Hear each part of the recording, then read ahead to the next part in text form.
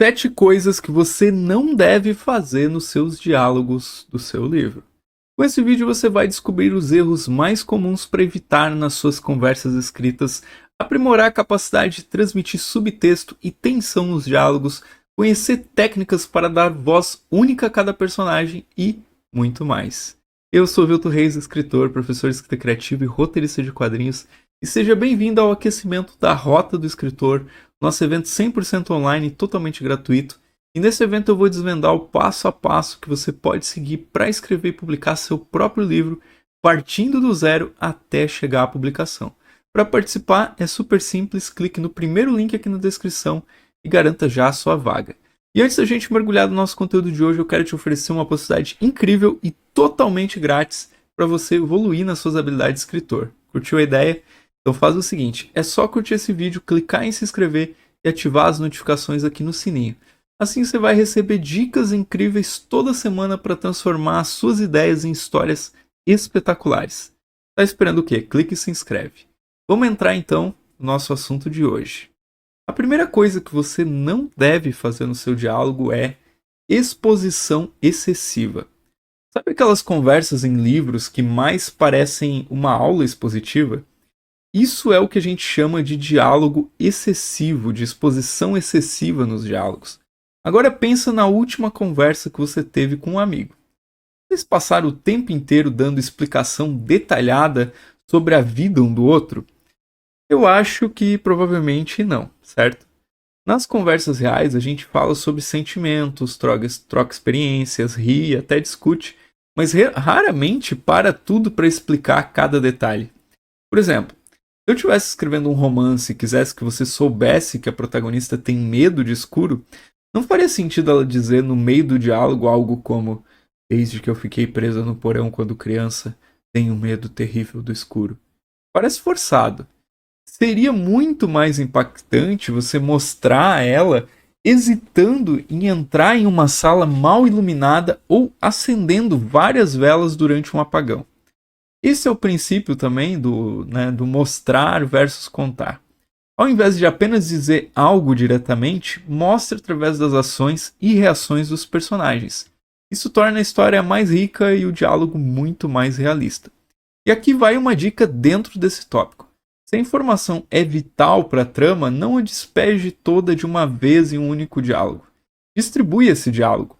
Use diferentes momentos, situações e até outros personagens para revelar esses detalhes. Assim, além de manter a naturalidade, você cria um senso de descoberta e mantém o leitor engajado página após página. Afinal, quem não gosta de ir juntando as peças do quebra-cabeça enquanto lê? E é assim que se constrói uma narrativa envolvente. E no final das contas, você quer que os seus diálogos sejam uma ponte para o mundo dos seus personagens e não um obstáculo, não é mesmo? E agora vem vamos dizer assim, um elemento, uma forma, uma coisa que os escritores iniciantes sempre se perdem. Olha só do que eu estou falando, tá? O uso excessivo de verbo de send no diálogo, tá? Eu tenho um vídeo aqui no canal sobre a pontuação correta do diálogo, vou deixar aqui no card para vocês. Eu sei que você, como escritor, quer sempre esclarecer ao leitor quem está falando na sua narrativa. Mas vamos combinar que ninguém suporta aquela sequência interminável de ele disse, ela disse, ele retrucou, ela respondeu, ele perguntou. Isso acaba tirando o ritmo da leitura, deixando tudo meio monótono. E quer saber? Você pode cair dessa cilada, ou melhor, sair dessa cilada, com algumas dicas bem práticas. Por exemplo, em vez de só usar o clássico verbo de send para indicar quem fala, que tal intercalar com ações dos personagens? Imagina a cena. 2 amigos estão discutindo em uma cafeteria. Ao invés de você colocar "Você não entende?", disse João. "Entendo sim", respondeu Maria. Que tal algo assim? João bateu a xícara na mesa. "Você não entende?". Maria suspirou olhando pela janela. "Entendo sim". Viu como essa cena ganha vida? E o melhor, você soube que a Maria estava falando pelo contexto, sem precisar de um disse ou respondeu. Aí entra outro ponto. Muitas vezes esse verbo de send, essa tag de diálogo, né, como algumas pessoas chamam, pode ser completamente dispensável, especialmente se o diálogo for entre apenas duas pessoas e tiver claro quem está falando. Afinal, você também precisa confiar na inteligência do seu leitor, certo? Agora, uma das minhas dicas preferidas, o subtexto. Nem sempre, e a gente vai falar um pouquinho mais sobre isso depois, mas já quero dar uma pincelada. Nem sempre a gente precisa dizer exatamente como algo é dito. A reação do outro personagem pode dar essa pista pra gente. Por exemplo, não me deixe, disse ela chorosamente. Pode ser, não me deixe, disse ela. Ele percebeu as lágrimas em seus olhos. Assim você entrega a emoção da cena de uma forma mais sutil e ao mesmo tempo eficaz. Então, da próxima vez que você estiver escrevendo um diálogo, lembre-se dessas dicas. Elas não só vão enriquecer a sua narrativa, mas também criar uma conexão mais profunda com o leitor. E no final é isso que a gente, quanto escritor, quer. A próxima coisa é meio polêmica e talvez você vai discordar de mim, mas vamos ver. A terceira, já estou até me perdendo na lista, terceira coisa que você não deve fazer no seu diálogo é o uso excessivo de gírias ou jargões. Bom, vamos falar de isso, assim, muitos escritores fazem.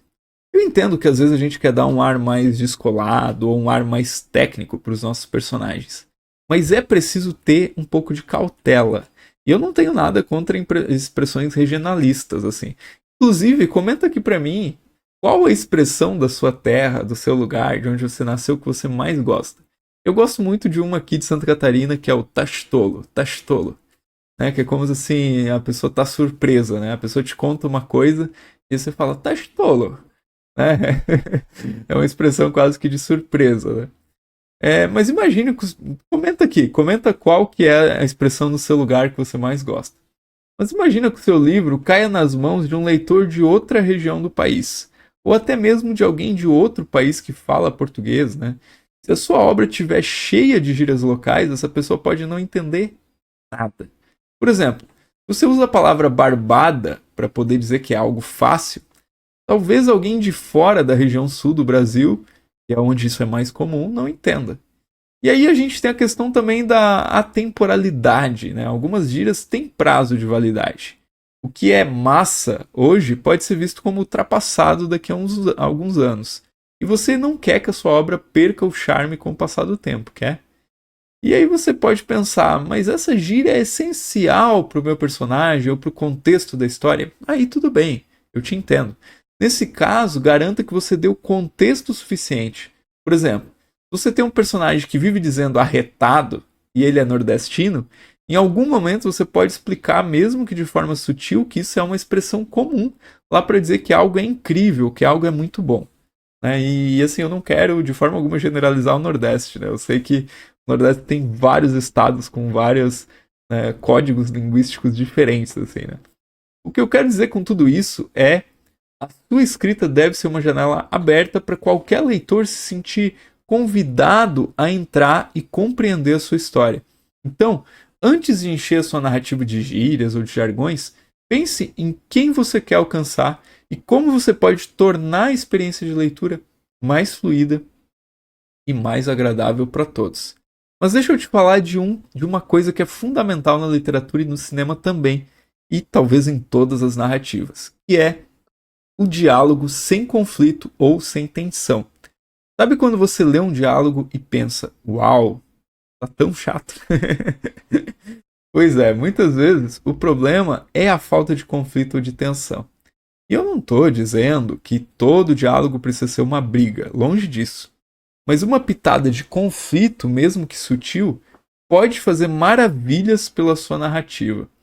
Vamos começar falando dos subtextos e dos não ditos. E isso é ouro na escrita. Por exemplo, imagina duas pessoas conversando sobre o clima, mas uma delas traiu a outra no passado. Elas podem estar falando sobre a previsão do tempo, mas tem toda uma camada de emoção e tensão por baixo disso. E aí alguém diz, a chuva vai continuar o dia todo. Mas o que ele realmente quer dizer é, você lembra aquela noite chuvosa quando eu descobri a sua traição? E aí você diz uma coisa querendo dizer outra e o leitor consegue pegar isso pelo contexto. Aí entram os desentendimentos e diferenças. Pegue dois personagens com pontos de vista diferentes. Por exemplo, um é super a favor de tecnologia e o outro é totalmente contra. E aí você coloca eles para discutir sobre a compra de um smartphone para o filho adolescente. O embate de opiniões, a frustração de não ser compreendido, e é isso que dá sabor para o diálogo. Claro, a gente não pode esquecer das apostas altas. Quanto mais um personagem tem a perder em uma conversa, mais envolvente essa conversa vai ser. Imagina uma mãe tentando convencer um diretor a não expulsar o seu filho da escola. Ou dois amigos discutindo se arriscam ou não entrar em uma caverna que dizem que é amaldiçoada. A tensão está no ar porque o resultado daquelas conversas tem consequências reais para os envolvidos. Então, quando você estiver escrevendo, né, os seus diálogos, pense nesses elementos. Faça com que as suas conversas sejam mais do que simples trocas de informações. Adicione camadas, tensão e conflito. E você vai ver como a sua história vai se tornar muito mais envolvente e muito mais interessante. E aí, pronto para mergulhar nos diálogos e dar aquele up na sua escrita? Então, tem mais uma coisa que você pode fazer, ou melhor, que você não deve fazer se você quer escrever um bom diálogo, ok? E essa coisa é não usar subtexto. Já percebeu como, na vida real, muitas vezes as pessoas não dizem exatamente o que querem dizer? Em vez delas declarar algo abertamente, a gente dá pistas, insinuações, olhares. E isso, gente, é o poder do subtexto. E você, ao escrever, não deve subestimar o subtexto. Vamos pensar nas motivações ocultas. Imagina dois colegas de trabalho, o João e a Marina, conversando sobre um projeto. O João diz: espero que dê tudo certo com essa apresentação. Agora, o que ele não diz, mas que talvez sinta, é: eu espero que tudo dê certo porque eu quero aquela promoção. A Marina, por sua vez, pode perceber isso e responder: sim, todos estamos ansiosos. O que ela não fala, mas insinua, é: sei que você quer aquela promoção, mas eu também quero. E aí o diálogo se torna uma dança sutil de palavras não ditas. E o mais legal é que com subtexto a gente dá aos leitores a oportunidade de serem detetives da história. Porque todos os leitores adoram interpretar, captar nuances, entender as intenções por trás das palavras. Isso dá profundidade à leitura e torna a experiência muito mais envolvente.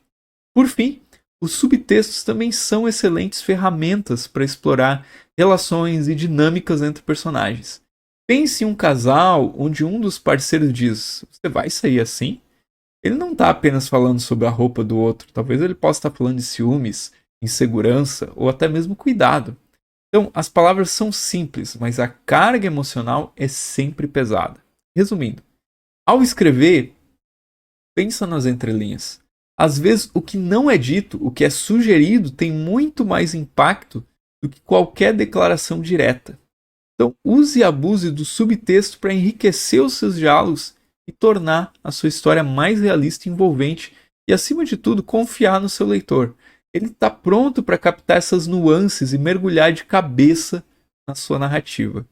E aí, a questão é se você está pronto para esse desafio. O próximo tópico é daquela categoria é raro, mas acontece sempre. Uma coisa que você não deve fazer é não levar em conta a personalidade do personagem. Você já pegou um livro e ao ler os diálogos você sentiu que todos os personagens soavam, sei lá, iguais? Como se fossem cópias um dos outros? Pois é, não é a melhor coisa, né? Um dos erros que a gente vê por aí é não levar em conta a personalidade do personagem quando se constrói os diálogos. Eu vou te dar um exemplo. Imagine que a gente tem dois personagens. A Dona Marta, uma senhora de 70 anos que cresceu numa cidadezinha do interior, e o Pedro, um adolescente da cidade grande, ligado em tecnologia. Agora pensa bem, faz sentido esses dois personagens falarem exatamente da mesma forma? Claro que não. A Dona Marta pode usar expressões mais antigas, ter um ritmo de fala mais pausado. Já o Pedro pode usar termos mais atuais, talvez até abreviações. Né? São as características de fala que dão autenticidade a cada personagem. E não é só a fala. A reação a reação às situações também é super importante. Vamos imaginar uma situação em que chove do nada, assim, inesperadamente. Enquanto a dona Marta pode ver isso e comentar algo como: "Ah, que bênção, meu jardim estava precisando", o Pedro pode soltar um: "Poxa, justo agora que eu ia sair com os meus amigos". Agora, uma coisa que nem todo mundo se dá conta é que os personagens evoluem dentro da história. Eles crescem, mudam, aprendem, e isso também deve ser refletido nos diálogos. Se o Pedro começa a história com um adolescente rebelde e ao longo da trama vai amadurecendo, as falas devem mostrar essa evolução. Ele pode começar com respostas ríspidas e, com o tempo, adotar um tom mais reflexivo. Então fica a dica aqui. Dê a voz ao seu personagem, mas a voz certa. Considere sua história, a personalidade dele, o crescimento dele. E deixe que cada um tenha sua identidade bem definida nos diálogos. E acredite, isso vai fazer toda a diferença na hora de envolver o seu leitor na história. E a coisa que vem a seguir, a sétima coisa, é uma que os escritores iniciantes pecam demais. E trata-se de esquecer o contexto da cena. Sabe quando você fica meio perdido no meio daquele livro que você está lendo? Tipo, por que esses personagens estão falando isso agora? Isso acontece muito quando o autor esquece o contexto da cena. E é um detalhe que, se não for bem pensado, pode desandar toda a narrativa. Vamos pegar o exemplo, vamos pegar o ambiente como exemplo. Imagina dois amigos conversando. Se eles estiverem em um funeral, a conversa pode ser mais contida, mais introspectiva, talvez até com momentos de silêncio. Já se eles estiverem em uma festa animada, com música alta, a energia muda totalmente.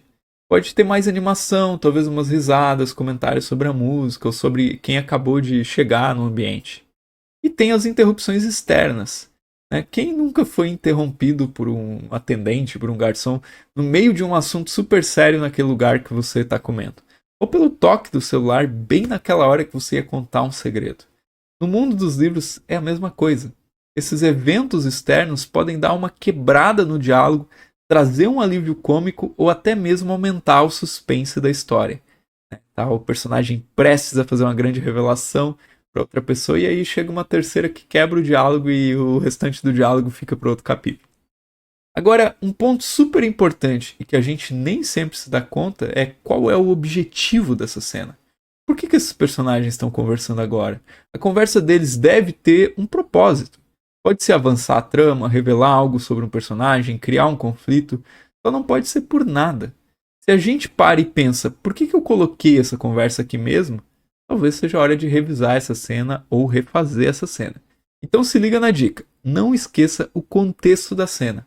Ele é essencial para que os diálogos se encaixem na trama de uma forma natural, sem deixar aquela sensação de que algo está fora do lugar. E acredite, o seu leitor vai agradecer por não ser pego de surpresa. Bom, agora você está armado até os dentes aí com dicas para poder criar diálogos incríveis no seu livro, sabendo o que não fazer. Afinal, um diálogo bem feito pode ser a diferença entre um personagem inesquecível e um que ninguém lembra o nome. E por mais que os diálogos apareçam, só uma conversa entre os personagens, só numa conversa, você viu que tem muito mais coisas envolvidas aí. Mas escrever bem os diálogos é só uma peça do quebra-cabeça. Agora me diz uma coisa, quem nunca amou um bom e velho triângulo amoroso nos livros? É clichê? É. Mas tem um jeito de tornar esse clichê super original, super fresquinho. No nosso próximo vídeo eu vou te contar tudo sobre triângulo amoroso, o truque que poucos escritores conhecem para ser original. E olha, mesmo que você pense, isso não é para mim, eu não curto o triângulo amoroso, dá uma chance, viu? Porque você vai se surpreender aí com o conteúdo desse vídeo. Então, se você não quer perder essa, já sabe. Se ainda não é inscrito, clica aqui, se inscreve no canal, deixa o seu like e ativa as notificações no sininho para você não perder nada, não perder nenhuma dica. E esse vídeo de hoje é um aquecimento da nossa Rota do Escritor. Serão 3 lives incríveis onde eu vou falar de tudo que você precisa saber desde a primeira ideia até o dia em que você vai ver o seu livro na prateleira. Se você quer mais conteúdo exclusivo, é só clicar no primeiro link na descrição e se inscrever gratuitamente. Então, estamos juntos nessa jornada da escrita e eu estou muito animado para o que vem por aí e para estar juntos com vocês. Até o nosso próximo vídeo.